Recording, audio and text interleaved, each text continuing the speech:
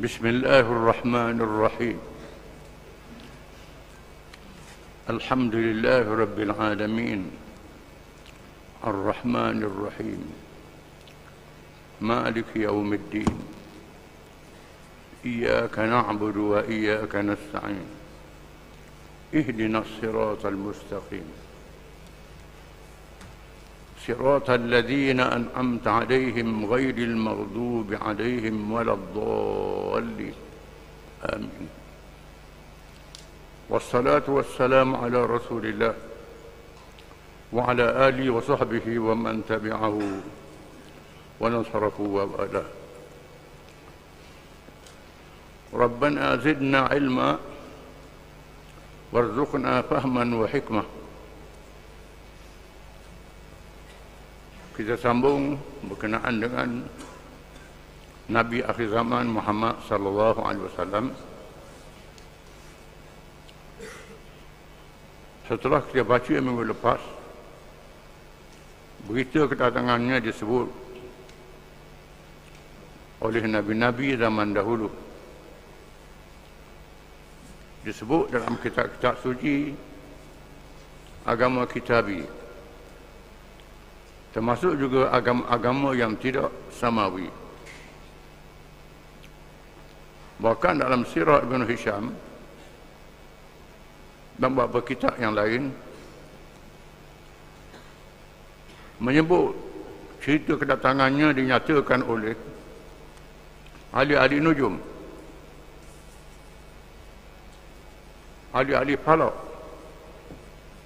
yang dapat mencuri rahsia langit melalui jin-jin dan syaitan, mendedahkan kelahiran Nabi akhir zaman Muhammad sallallahu alaihi wasallam. Itu semua adalah hikmat yang dikehendaki oleh Allah Ta'ala supaya seluruh manusia mengetahui tentang zahirnya Nabi akhir zaman. Seterusnya Allah memilih Nabi akhir zaman dari zuriat Nabi Ibrahim alaihissalam. Nabi Ibrahim alaihissalam bapa para anbiya yang disanjung oleh penganut semua agama, diberikan penghormatan dengan baginda diperintahkan supaya membuka Makkah yang kering dan sunyi untuk meletakkan puteranya yang baru dilahirkan, Ismail alaihissalam, bersama Hajar radhiyallahu anha alaihimassalam, ibunya Ibrahim, ibu Ismail. Ibrahim alaihissalam juga diperintahkan untuk mendirikan Kaabah bersama puteranya Ismail alaihissalam yang menjadi kiblat para umat Nabi akhir zaman. Ibrahim dipilih kerana perjuangannya yang hebat menentang syirik, menentang Raja Namrud yang memimpin kerajaan kuasa besar dunia, Babylon. Sehingga Ibrahim alaihissalam dihukum bakar dalam api yang besar, diselamatkan oleh Allah dengan mukjizat. Ibrahim dihalau oleh keluarganya, ayahnya, dihalau oleh kerajaan Namrud, terpaksa berhijrah ke Palestin. Begitulah dahsyatnya perjuangan Ibrahim alaihissalam menghadapi ujian. Maka Allah memilih Ibrahim, dihormati oleh semua penganut agama. Jadi sayang pada Ibrahim. agama Yahudi, agama Kristian, termasuklah agama musyrikin. Orang Yahudi menamakan Ibrahim sebagai bapa dia, datuk dia yang tinggi, kerana Yahudi keturunan Nabi Yaqub bin Ishaq bin Ibrahim. Orang Arab juga memuliakan Ibrahim, keturunan Ismail bin Ibrahim alaihimussalam. Orang musyrikin Mekah memuliakan Ibrahim. Termasuk agama Hindu menyebut Brahma, Ibrahim adalah salah satu Tuhan yang dipuja. Syirik, semua puji termasuk orang Islam. Allah Ta'ala menegaskan, maka Ibrahimu Yahudiyan wala Nasraniya walakin kana hanifan muslima wa ma kana minal musyrikin. Ibrahim bukan seorang Yahudi, bukan seorang Kristian. Ibrahim seorang Islam, menganut agama Islam. Ibrahim juga bukan seorang musyrikin. Ibrahim adalah Nabi yang menganut Islam, agama asal, agama Allah Subhanahu Wa Taala. Allah Ta'ala pilih Ibrahim menjadi satu ujian supaya menghantar puteranya Ismail bersama dengan ibu Ismail, Hajar, ke bumi Mekah. Wadin ghairi dhi zara'in, lembah yang tidak ada tanaman, pun kayu pun tak ada, air pun tak ada, kering. Tidak ada kemudahan langsung nak hidup di situ. Mekah yang disebut Ummul Qura, ibu segala kampung dan negeri dalam dunia. Ahli-ahli kaji bumi mengatakan bumi Mekah, bukit yang paling tua dalam dunia. Tanah yang pertama dijadikan oleh Allah di atas muka bumi ini. Pusat menemukan 3 benua besar dunia: benua Afrika, benua Asia dan benua Eropah, bersambung dengan benua Amerika, lagi sambung ke laut. Mekah ada pusat dunia dicipta oleh Allah Ta'ala, tapi dalam keadaan yang terpencil, terasing, tidak ada air, tidak ada pohon kayu, tak ada apa. Jauh daripada tamadun dan ilmu, jauh daripada kemajuan.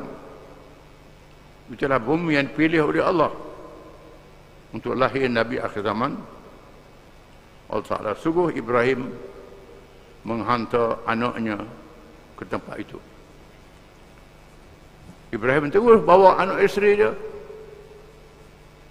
dan tak tanya mengapa air tak ada, mengapa api tak ada. Kita gaduh sangat tak ada air api,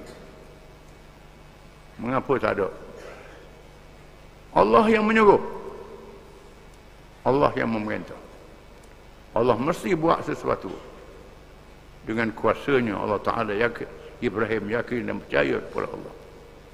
Ini kehebatan iman dia, hebat iman dia. Bila Ibrahim bawa Hajar dan bersama anak kecil Ismail nak letak di situ, tak beritahu nak ditinggalkan di situ. Takut isteri dia tak nak ikut. Hajar merasakan dia akan ditinggal 2 beranak. Hajar tanya, nak tinggal kami berdua di sini? Ibrahim kata ya. Hajar kata, Allahu amarka hadha, Allah yang suruh. Ibrahim kata ya, Allah yang suruh. Kalau Allah yang suruh, terimalah. Kalau Allah yang suruh, terima. Dia letakkan, ditinggalkan situ. Bila habis air yang sedikit yang ada dalam bekas, makanan yang sedikit, susu pun kering, maka Hajar pergi mari cari, takut ada air. Tak ada air. Allah memerintah malaikat merejam bumi, keluar air Zam-Zam, keluar mata air dengan kuasa Allah Ta'ala. Air Zam-Zam, air yang berkat, keluar air Zam-Zam. Kemudian bila ada air, burung-burung dapat mengesan ada air di situ. Lalulah kabilah Jurhum, kabilah Arab pada Yaman, Jurhum, tengok burung, tempatnya tak pun ada air, lalu pergi tengok, ada perempuan 2 beranak, ada air, dan minta izin untuk duduk di situ. Maka dibenarkan duduk di situ. Kerana orang Arab padang pasir berpindah-pindah cari tempat air. Duduk di situ, airnya tak kering. Dan Ismail berkahwin setelah Ibrahim berulang alik daripada Palestin ke Mekah, berulang alik dengan buraq, binatang yang laju yang bawa Nabi dalam Isra' dan Mi'raj. Berulang. Tengok anak isteri dia di situ. Setelah Ismail membesar, suruh bina Kaabah. Bina Kaabah. Maka Ibrahim dan Ismail membina Kaabah. 2 beranak. Setelah diuji oleh Allah Ta'ala supaya sembelih. Allah Ta'ala nak uji dia. Seorang Ibrahim taat pada Allah Ta'ala dengan mimpi wahyu seorang Rasul, melalui mimpi sembelih, supaya sembelih anak dia. Itu ujian pada Allah sahaja. Bila sampai masa nak gorok, nak pisah tu, Allah Ta'ala batalkan perintah itu. Itu hanya ujian saja, membuktikan Ibrahim sanggup buat apa saja perintah Allah Ta'ala. Ismail sanggup ikut perintah Allah Ta'ala. Bila Ibrahim kata, aku mimpi sembelihmu, Ismail tahu ayah dia seorang Rasul dengan wahyu, bukan sembarang mimpi. Dia nak kata ni ayah gila pun. Ayah gila nak sembelih ni. Tidak, ini Rasul. Dia beriman. Kemudian Allah Ta'ala suruh 2 beranak ni mendirikan Kaabah. Dan Ismail berkahwin. Berkahwin dengan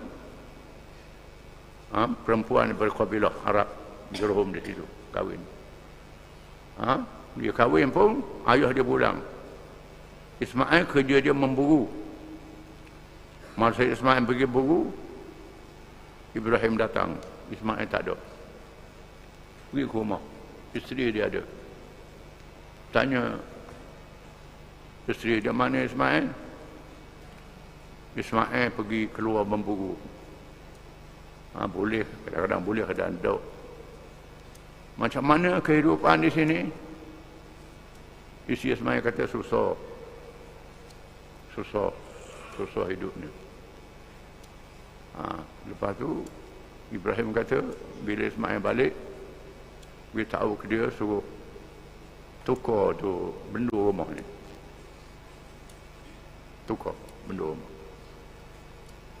Ismail pun balik, isteri dia beritahu ada orang tua mari seorang. Dia tanya, beritahulah pergi buru. Mana susah, beritahulah. Sini susah hidup. Susah. Jadi tu tukar benda rumah. Ismail kata tu, ayah aku mari tu. Ayah. Dia suruh tukar benda tu, aku cerai pun. Lalu dia pun cerai isteri dia. Kahwin lain pula.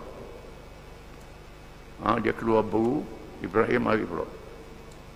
Bermaksud Ismail tak ada. Tanya macam mana hidup sini. Jawab sama je susah. Susah lah hidup sini. Keadaan di sini bunyi-bunyi.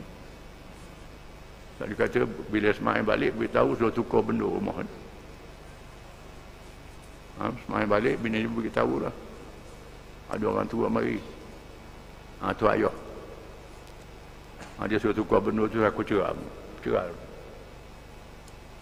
Kahwin yang lain pula. Yang ketiga. Ismail keluar. Ibrahim mari. Dan tanya si dia mana Ismail keluar buruk. Macam mana hidup di sini? Adalah rezeki. Tuhan beri rezeki. Ada. Boleh hidup. Isteri ni kata. Tak apa. Boleh hidup ni. Kali-kali Ismail balik. Kata dia. Benda ni jaga balik. Jangan tukar. Tak payah tukar lah. Benda ni. Ismail pun balik. Isteri dia cerita. Yang datang tu ayah aku. Suruh aku jagamu terus. Jadi isteri.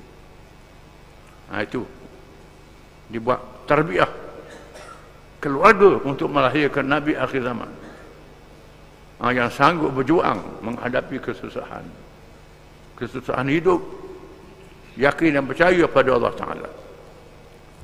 Seterusnya doa Ibrahim AS dijadikan penentuan Allah bagi memilih Rasul akhir zaman, iaitu daripada zuriat keturunannya yang paling berkati Allah. Kita sebut dalam Quran Ibrahim berdoa. Firman Allah SWT, "Wa idh yarfa'u Ibrahimul qawa'ida minal baiti wa Ismail. Rabbana taqabbal minna innaka antas samiul alim. Rabbana waj'alna muslimain laka wa min dhurriyyatina ummatan muslimatan lak. Wa arina manasikana wa tub 'alaina. إنك أنت التواب الرحيم ربنا وبعث فيهم رسولا منهم يتلو عليهم آياتك ويعلمهم الكتاب والحكمة ويزكيهم إنك أنت السميع العليم."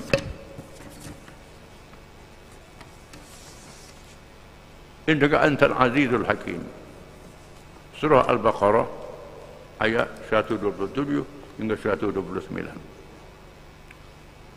Dan ingatlah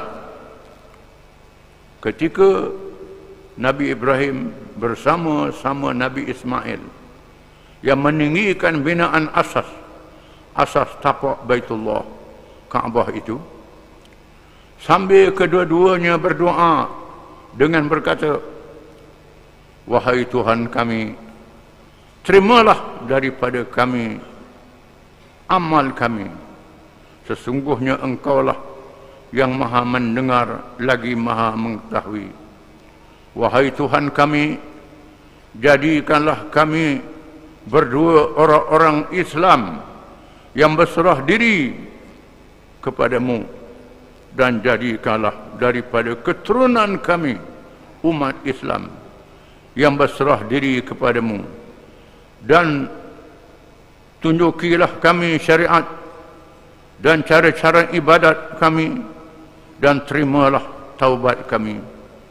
Sesungguhnya Engkaulah maha penerima taubat, lagi maha mengasihani. Wahai Tuhan kami, utuslah kepada mereka seorang Rasul daripada kalangan mereka sendiri yang akan membacakan kepada mereka ayat-ayat firman-Mu dan mengajari mereka isi kandungan kitab Al-Quran serta hikmah kebijaksanaan, dan membersihkan hati dan jiwa mereka daripada syirik dan maksiat. Sesungguhnya Engkaulah yang maha kuasa lagi maha bijaksana. Surah Al-Baqarah ayat 127 hingga 129.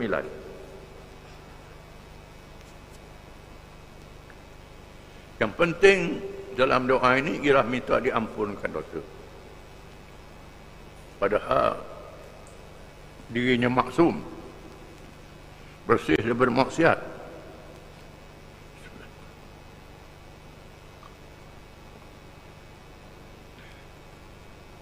Rasul dipelihara oleh Allah.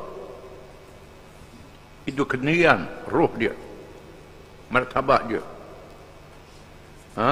tinggi pada malaikat. Malaikat tak ada nafsu, tak ada rasa. Nabi-nabi Rasul ni ada nafsu, tak ada rasa.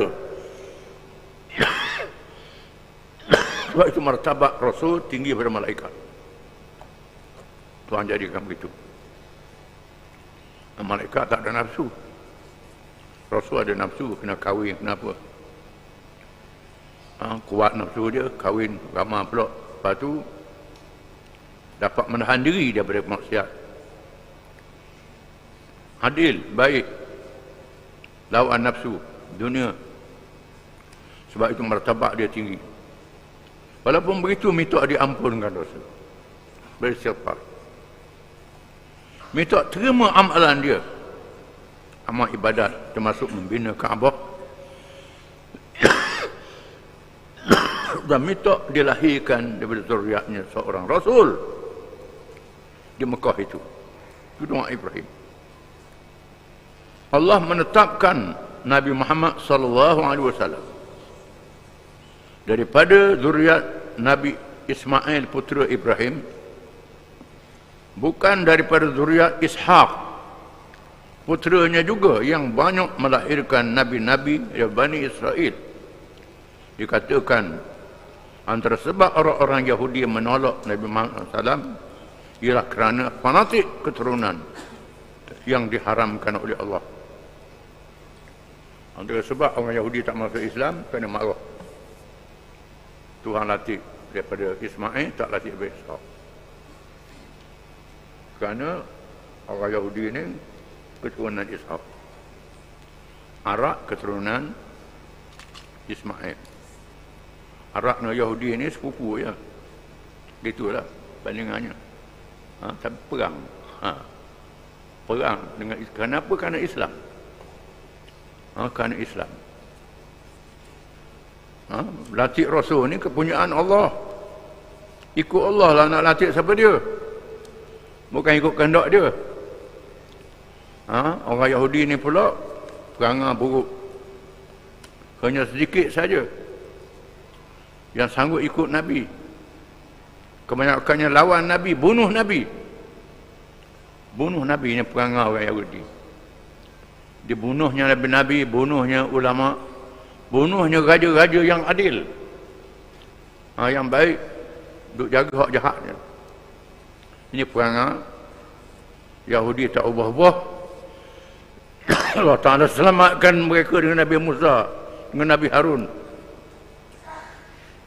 Suruh balik ke Palestin dengan berjihad. Tak sanggup berjihad dengan Nabi Musa. Tak sanggup. Kalau Allah Ta'ala turun dengan mukjizat, tenggelamkan Fir'aun dalam Laut Merah, Laut Qalzum. Allah tak suruh berjihad masuk Palestin, tak nak berjihad. Hanya 2 orang saja yang sanggup ikut Nabi Musa. Daripada ribu-ribu, ratus ribu tu 2 orang. Yusha' bin Nun dengan Kalib, yang menyahut seruan Nabi Musa AS. Allah Ta'ala sesatkan mereka selama 40 tahun. 40 tahun sesat. Habis generasi yang penakut, lahir generasi baru, baru boleh masuk ke Palestin. Lepas perintah Palestin, jahat balik. Jahat balik. Ini perangai Yahudi. Dan dia sanggup teruk Nabi Yusuf AS, adik-beradik dia. Kan Yusuf ni ada tanda-tanda kenabian. Nabi Yaakob sayang, ada tanda kenabian, jadi Rasul. Buang dalam telaga, capuk adik dalam telaga. Ini perangai Yahudi. Daripada awal sampai hari ni Tak ada kasihan belas. Dia berperang bunuh kanak-kanak, bunuh orang tua, bunuh ulama, bunuh tak kira. Ini perangai dia. Ini juga jadi ujian kepada orang Islam. Ada orang Islam faham, ada orang Islam tak faham. Senyap, tak ada apa-apa pada dia. Berlakulah apa-apa di Palestin. Oh, tak ada apa-apa. Asal aku hidup, sudahlah. Tunggu mampu ya. Tunggu mati. Bukan hak kecil-kecil, rakyat biasa, besar-besar. Orang alim pun ada juga. Tak tahu benda ini. Allah Ta'ala tetapkan Ismail daripada zuriat dia, bangsa Arab, lahir Nabi akhir zaman. Rasulullah sallallahu alaihi wasallam dikurniakan mukjizat ilmu daripada Al-Quran yang menjadi petunjuk kepada seluruh manusia. Allah Ta'ala jadikan mukjizat Nabi akhir zaman ni ialah mukjizat ilmu. Al-Quranul Karim lain dengan mukjizat Nabi-Nabi zaman dahulu. Wallahu a'lam.